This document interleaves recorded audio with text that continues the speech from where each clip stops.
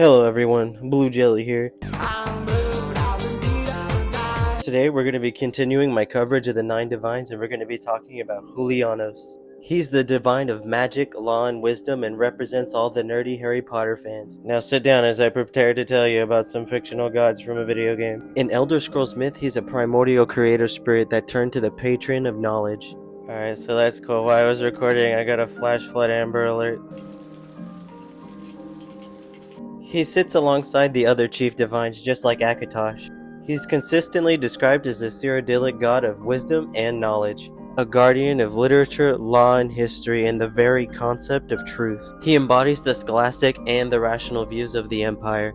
In short, he's a god that nerds like me pray to that George might actually release the final Game of Thrones book, but he won't be able to do that until he finished with Half-Life 3. Because of the Divine's association with books, he's loved by mages and scholars alike who link him to Magicka and the arcane arts. The triangle shapes on his emblems likely represent the threefold structure of logic or the geometric truth. Put simply, he represents the pursuit of knowledge.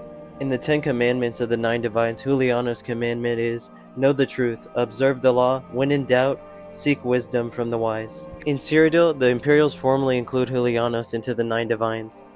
His priests, such as the Knights of the 9 Divines, founded by Tiber Septon, often served as scribes, librarians, and judges. The Bretons of High Rock have a strong magical tradition, and such they hold Julianos in high regard. Many Breton temples are actually described as schools of Julianos. These institutions popularized the very word Magicka for spellcraft. For this reason, Julianos is often depicted as a stern scholarly figure in Breton lore. The Nords of Skyrim believe that Julianos is identified with Hunal, a long-forgotten god of runes, language, and mathematics. However, the traditional Nordic pantheon doesn't emphasize Hunal anymore. As such, Julianos only has modest worship and has no major temples in Skyrim. Outside of the Empire, Julianos has very little following. The Altmer and the Bosmer have their own pantheon.